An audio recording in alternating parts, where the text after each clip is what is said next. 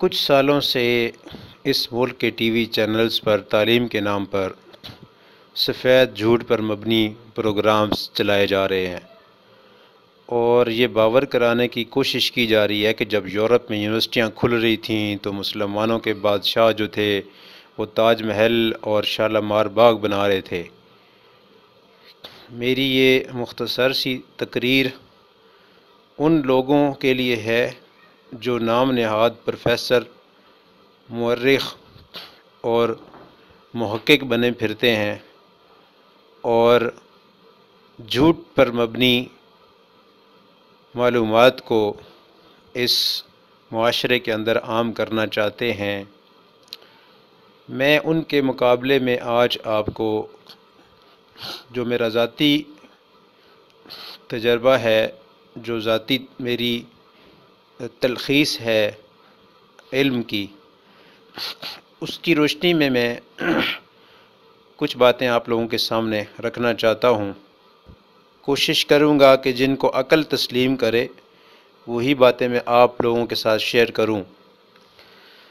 کچھ چینلز پر مختلف پروگراموں کے اندر کوئی سمجھ بوجھ والا آدمی بیٹھا ہو تو اس کو سمجھنا مشکل نہیں ہوتا، لیکن اگر اس کے مقابلے میں ایک بالکل ہی عقل سے عاری شخص کو کچھ چیزیں دے دی جائیں جن کا حقیقت سے کوئی تعلق نہ ہو، اور اس کو کہا جائے کہ ان چیزوں کو من و عن اسی طرح بیان کر دو ٹی وی چینلز کے اوپر، اور مختلف جو ہمارے معلوماتی ذرائع ہیں، جو ذرائع ابلاغ ہیں، ان کے اوپر بٹھا کر اس سے تقریریں کروا دی جائیں جن کا حقیقت سے بالکل دور دور تک کا کوئی واسطہ نہ ہو۔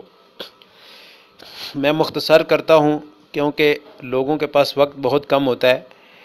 میں کوشش کرتا ہوں کہ چھوٹی سے چھوٹی ویڈیو بناؤں جس میں تھوڑے سے ٹائم کے اندر اپنی بات کو واضح کر دوں۔ مسلم بادشاہوں پر جو الزام لگایا جاتا ہے امارات کے بنانے کا، سب سے پہلے میں چلے آئیں اسی کی بات کر لیتے ہیں۔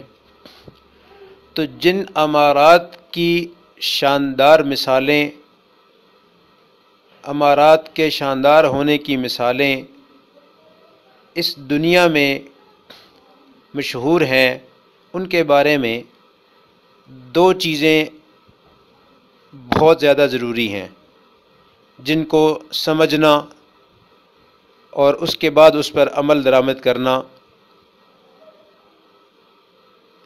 کس قدر مشکل ہے۔ پہلا فن ہے فن تعمیر اور اس کی تفصیلی مہارت۔ اس کام کے اندر جیومیٹری، فزکس، کیمسٹری اور ڈھانچے کے خد و خال وضع کرنے، یعنی کہ انجینئرنگ جس کو آپ کہتے ہیں، یہ سارے علوم شامل ہوتے ہیں، پھر جا کر کوئی تعمیر ہوتی ہے۔ اور دوسری چیز ہے کسی ملک کی یا کسی معاشرے کی مضبوطی جو ہوتی ہے وہ معاشی اور اقتصادی حالت ہوتی ہے۔ ان دو چیزوں سے پتہ چلتا ہے کہ کوئی ملک کس قدر ترقی پذیر ہے یا ترقی یافتہ ہے۔ پہلی چیز ہے علم اور دوسری چیز ہے معاشی مضبوطی۔ معیشت کے حوالے سے ہندوستان بالعموم مسلمانوں کے دور کے اندر اور بالخصوص مغلیہ دور کے اندر، اکبر اور عالمگیر جو بادشاہ گزرے ہیں ان کے دور کے اندر، آپ کتابوں میں پڑھیں گے کہ دنیا کے کل جی ڈی پی میں اوسطاً 25% اس کا حصہ ہوتا تھا۔ پوری دنیا کے جی ڈی پی کے اندر 25% صرف اور صرف ہندوستان کا حصہ ہوتا تھا۔ درآمدات برائے نام تھیں اور برآمدات انتہائی زیادہ تھیں۔ آج کے ماہرین معاشیات یہ کلیہ بتاتے ہیں کہ کامیاب ملک وہ ہوتا ہے جس کی برآمدات زیادہ ہوں اور درآمدات کم ہوں۔ 17ویں صدی میں فرانس کا ایک سیاح جس کا نام فرینکوس برنر تھا، ہندوستان آیا اور کہتا ہے کہ ہندوستان کے ہر کونے میں سونے اور چاندی کے ڈھیر ہیں، اس لیے سلطنت مغلیہ ہند کو سونے کی چڑیا کہتے تھے۔ اب تعمیرات والے اعتراض کی طرف آتے ہیں۔ فن تعمیر کی جو تفصیلات تاج محل، شیش محل، شالامار باغ، مقبرہ ہمایوں، مقبرہ جہانگیر، دیوان خاص وغیرہ وغیرہ، بادشاہی مسجد ہے، وزیر خان مسجد ہے، ان میں جو فن تعمیر کے بڑے بڑے کمال نظر آتے ہیں، اس سے لگتا ہے کہ ان کے معمار جو ہیں وہ جیومیٹری کے اندر انتہائی درجے کے عالم تھے۔ تاج محل کے چاروں مینار صرف آدھا انچ اس لیے باہر کی طرف جھکائے گئے تاکہ زلزلے کی صورت میں اگر گریں تو گنبد تباہ نہ ہوں، جو درمیان میں گنبد ہے۔ اب یہ کام جو ہے وہ خالی مستری کے اینٹیں لگا لینے سے ممکن نہیں ہو سکتا، اس میں حساب کتاب کی بہت زیادہ باریکیاں شامل ہیں۔ پورا تاج محل جو ہے وہ 90 فٹ گہری بنیادوں پر کھڑا ہے اور اس کے نیچے 30 فٹ موٹائی میں ریت ڈالی گئی ہے کہ اگر خدا نخواستہ زلزلہ آ جائے تو پوری عمارت منہدم نہ ہو پائے اور وہ گھوم سی جائے اور محفوظ رہے۔ لیکن اس سے بھی آپ کو حیرانی کی ایک بہت بڑی بات میں بتاتا ہوں کہ اس اتنے بڑے شاہکار کو دریا کے کنارے تعمیر کیا گیا، اور دریا کے کنارے کسی بلڈنگ کو بنانا، اتنی بڑی تعمیر کو بنانا اپنے آپ کے اندر ہی ایک بہت بڑا چیلنج ہے کہ دریا کے کنارے اتنی بڑی کوئی ایمپائر بنانا، اتنی بڑی کوئی چیز بنانا، وہ بذات خود ایک چیلنج ہے، وہ چیلنج سے کم نہیں ہے۔ اچھا، اس کے لیے پہلی بار جو ویل فاؤنڈیشن متعارف ہوئی، یعنی دریا سے بھی نیچے بنیادیں کھود کر ان کو پتھروں اور مسالے سے بھر دیا گیا، اس کو ویل فاؤنڈیشن آج کل کے زمانے میں ایجاد ہے یہ چیز، اور یہ بنیادیں سینکڑوں کی تعداد میں بنائی گئیں تاکہ تاج محل کے نیچے پتھروں کا پہاڑ اور گہری بنیادوں کا وسیع جال بنایا جا سکے۔ اس طرح تاج محل کو دریا کے کنارے دریا کے نقصان سے بچانے کے لیے ہمیشہ کے لیے محفوظ کر دیا گیا۔ عمارت کے اندر داخل ہوتے ہیں تو اس کا نظارہ جو ہے وہ فریب نظر، یعنی آپ کی نظریں دھوکہ کھا جاتی ہیں، جس کو آپٹیکل ایلیوژن کہتے ہیں، یعنی آپ کی نظر فریب سے بھرپور ہو جاتی ہے جب آپ اس عمارت کے اندر داخل ہوتے ہیں۔ اور یہ عمارت جو تھی آج بھی موجود ہے، بیک وقت اسلامی، فارسی، عثمانی، ترکی اور ہندی فن تعمیر۔ پروفیسر ایبیکوچ یونیورسٹی آف وینیا نے حال ہی میں تاج محل کی اسلامی اعتبار سے روحانی پہلو واضح کیا ہیں، جن کو روحانی پہلوؤں کو اس نے ڈیکوڈ کیا ہے۔ اور بھی کئی راز مستقبل میں سامنے آ سکتے ہیں، لیکن ابھی تک جو ہم تک جو ریسرچ پہنچی ہے اس کے مطابق انگریزوں نے تعمیرات میں ویل فاؤنڈیشن کا آغاز 19ویں صدی میں، آپٹیکل ایلیوژن کا آغاز 20ویں صدی میں کیا، جبکہ تاج محل ان طریقہ تعمیر کو 17ویں صدی میں آلریڈی استعمال کر چکا تھا، اور 17ویں صدی میں یہ تعمیر مکمل ہو چکی تھی۔ ان کے انوینٹ کرنے سے تقریباً 200 سال پہلے یہ کام مسلمان کر چکے تھے۔ اور یہ جو نام نہاد ہمارے سیکولر اسکالر بیٹھے ہوتے ہیں، یہ کہتے ہیں جی مسلمان اس وقت جناب تاج محل بنا رہے تھے اور یورپ میں لوگ بنا رہے تھے، یونیورسٹیاں بنا رہے تھے، اس لیے وہ آگے چلے گئے ہیں۔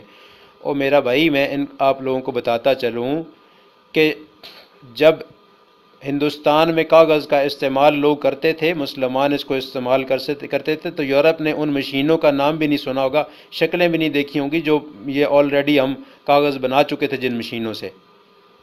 تو انہوں نے مشینری کا نام بھی بعد میں سنا ہوگا انگریزوں نے۔ تو مسلمان کاغذ بہت پہلے سے استعمال کرتا آ رہا ہے۔ تو بہت ساری چیزیں ایسی ہیں، میں وقفے سے آہستہ آہستہ تھوڑی تھوڑی ویڈیوز کے ساتھ آپ کو گنواتا جاؤں گا۔ میں پہلے اس کی بات کر رہا تھا تاج محل کی۔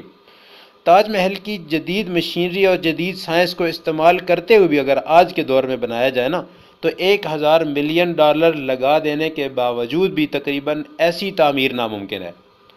ٹائل موزائک ایک فن ہے جس میں چھوٹی چھوٹی رنگین ٹائلوں سے دیواروں پر تصویر کشی کی جاتی ہے، تصویریں بنائی جاتی ہیں، تصویروں کے ساتھ دیواروں کو منقش کیا جاتا ہے۔ یہ فن جو ہے لاہور کے شاہی قلعے کی 1 کلومیٹر لمبی منقش دیوار اور مسجد وزیر خان میں بھی نظر آتا ہے، یعنی 1 کلومیٹر تک دیوار کو اب ان چھوٹی چھوٹی رنگین ٹائلوں سے دیواروں پر تصویر بنانا اور ان کو خوبصورت کرنا، یہ کام، اور ان کے اندر جو رنگ استعمال ہوتے ہیں خاص طور پہ، اور ان رنگوں کو بنانا، جو رنگ آج بھی اتنا عرصہ گزر جانے کے بعد آج بھی اپنی اسی حالت میں موجود ہیں، ان کے رنگوں کی تیاری کے لیے کیمسٹری کا بہت بڑا علم ضروری ہے، یہ اتنا آسان کام نہیں ہے۔ اور آج کل فریسکو پینٹنگ ہے، جن کے رنگ تقریباً 400 سال گزرنے کے باوجود بھی آج تک مدم نہیں ہوئے، اس کو فریسکو پینٹنگ کہتے ہیں۔ تمام مغل دوروں میں تمام تعمیر شدہ عمارتوں میں جو ٹیرا کوٹا آج کل کا جو مٹی پکانے کا جو فن ہے، اس سے تاج محل کے اندر اور زیر زمین پائپ آج بھی ملتے ہیں، جن سے وہ لوگ سیوریج اور پانی کی ترسیل کا کام لیتے تھے۔ کئی صدیاں گزرنے کے باوجود یہ سارے وہ جو پائپ ہیں ٹیرا کوٹا مٹی سے بنے ہوئے، وہ آج بھی اپنی اصل حالت میں موجود ہیں۔ مسلم تعمیر کی مکمل آگاہی کی اگر کوشش کی جائے تو موجودہ دور کے جو سائنسی پیمانے ہیں، ان کو اگر ایک نصاب کی صورت میں تشکیل دے دیا جائے تو صرف ایک فن تعمیر کو مکمل طور پر سیکھنے کے لیے پی ایچ ڈی کی کئی ڈگریاں درکار ہوں گی۔ یہ سب کچھ ہندوستان میں اس وقت ہوتا تھا جس وقت پوری دنیا میں جہالت کا دور دورہ ہوا کرتا تھا۔ آج کل کے حکمرانوں کو تو علم سے نفرت ہے، یہ مسلمان لوگوں کا یہ خاصہ رہا ہے تعلیم و تعلم۔ نبی کریم صلی اللہ علیہ وسلم کی حدیث مبارکہ میں آپ لوگوں کے سامنے سنا دیتا ہوں۔ اللہ کے نبی صلی اللہ علیہ وسلم نے فرمایا کہ دو حالتیں مجھے بہت زیادہ پسند ہیں مسلمانوں کی۔ کون سی؟ ایک تو یا تو ساری عمر طالب علم بن کر رہے، سیکھتا رہے، یا ساری عمر معلم بن جائے اور سکھاتا رہے۔ یہ دو حالتیں اللہ کے نبی صلی اللہ علیہ وسلم کو پسند ہیں۔ اور چونکہ مسلمان اپنے نبی کریم صلی اللہ علیہ وسلم سے اپنی جان سے زیادہ محبت کرتے ہیں، تو وہ ان چیزوں کو، ان حدیثوں کو اپنی زندگیوں میں کیوں نہیں نافذ کریں گے؟ اسی لیے تو مسلمان جو تھا ایک ہی وقت میں ایک بہت بڑا عالم ہوتا تھا، بہت بڑا صوفی ہوتا تھا، بہت بڑا معیشت دان ہوتا تھا، طبیب ہوتا تھا، فلسفی ہوتا تھا، حکمران اور انجینئر ہوتا تھا۔ اور یہ لوگ اور وہ لوگ اس وقت کیا تھے؟ شیخ احمد سرہندی جیسے لوگ اور جہانگیر جیسے لوگ اور احمد علی لاہوری رحمۃ اللہ علیہ جیسے لوگ، یہ مختلف گھرانوں سے تعلق رکھنے کے باوجود ایک ہی نظام تعلیم کے اندر پروان چڑھتے تھے۔ ان سب کی سوچ انسانی مفادات کے لیے ہوتی تھی، دنیا اکٹھی کرنے کے لیے انہوں نے کبھی نہ سوچ اپنے اندر رکھی تھی، نہ ان کے مقاصد میں یہ چیزیں شامل تھیں۔ اس دور میں 3 ہندو مورخین، جن میں سے سجان رائے کھتری، بھیم سین اور ایشور داس بہت مشہور ہیں۔ سجان رائے کھتری نے خلاصۃ التواریخ، بھیم سین نے نسخہ دل کشا اور ایشور داس نے فتوحات عالمگیری لکھی۔ یہ تینوں ہندو مصنفین متفق تھے اس بات پر کہ عالمگیر نے پہلی دفعہ ہندوستان میں طب کی تعلیم پر ایک مکمل نصاب بنوایا، اور وہ نصاب اتنا بڑا تھا جس کو طب اکبر کا نام دیا گیا، جس کے اندر مفرح القلوب، تعریف الامراض، مجربات اکبری اور طب نبوی جیسی کتب ترتیب دے کر کالجوں میں لگوائیں، اور ان کتابوں کی ضخامت آج کی اعلیٰ تعلیم کے مطابق اگر آج کل کے دور کے ساتھ اس کا کمپیریزن کیا جائے تو ایم بی بی ایس کے نصاب سے کئی گنا وہ ضخیم تھی وہ کتابیں۔ اورنگزیب سے کئی سو سال پہلے فیروز شاہ نے دلی میں ہسپتال قائم کر رکھا تھا جس کو دارالشفا کہتے تھے، جس کے اندر سرجری بھی ہوتی تھی۔ یہ سرجری آپریشن جس کو کہتے ہیں، یہ سرجری بھی وہاں کی گئی تھی۔ غالباً مجھے اچھی طرح سے یاد نہیں، میں نے کسی کتاب میں پڑھا تھا کہ اس وقت یہ کڈنی کی سرجری سب سے پہلے، گردے کی جو سرجری کی گئی تھی وہ دارالشفا ہسپتال کے اندر فیروز شاہ کے زمانے میں کی گئی تھی۔ تاریخ سے ایسی بہت ساری گواہیاں میں پیش کر سکتا ہوں۔ اگر ہو سکے تو لاہور کے انارکلی مقبرہ میں موجود ہر ضلع کی مردم شماری کی رپورٹ اگر آپ پڑھ لیں، آپ کو ہر ضلع میں شرح خواندگی جو ہے وہ 80% سے زیادہ ملے گی۔ 80%، جو اپنے اس وقت کے دور میں دنیا میں سب سے بلند سطح پر تھی۔ لیکن انگریز جب یہ ملک چھوڑ کر گیا تو صرف 10% رہ گئی۔ بنگال 1757 میں 7 یا اگلے 34 برسوں میں سبھی سکولوں کالجوں کو کھنڈرات بنا دیا گیا تھا۔ تو میرے دوستوں، میرے بھائیوں، یہ نصاب ایک ایسی چیز ہوتا ہے جو اپنی آپ کی ایک نسل کو یا تو بنا دیتا ہے یا نسل خراب کر دیتا ہے۔ اب میں حیران ہوتا ہوں کہ ہم جب پڑھتے تھے تو ہم نے چاند گاڑی والا سبق تھا ہماری کتابوں میں، 5ویں کی کتاب میں تھا، اردو کی ٹیکسٹ بک میں، تو چاند گاڑی پر جی نیل آرمسٹرانگ اور وہ دوسرا یوری گاگرین، مجھے آج تک نام یاد ہیں ان کے، یہ جناب جی چاند پر گئے ہیں جی، پہلا قدم نیل آرمسٹرانگ نے رکھا جناب چاند کی سطح پر، دوسرا اس کا ساتھی یوری گاگرین، یہ جناب چاند پر گئے ہیں۔ تو وہ بعد میں پتہ چلا کہ یہ لوگ چاند پر نہیں گئے، ادھر انٹارکٹیکا جو ہمارا بر اعظم ہے وہاں چیزیں پول کھلے ہیں۔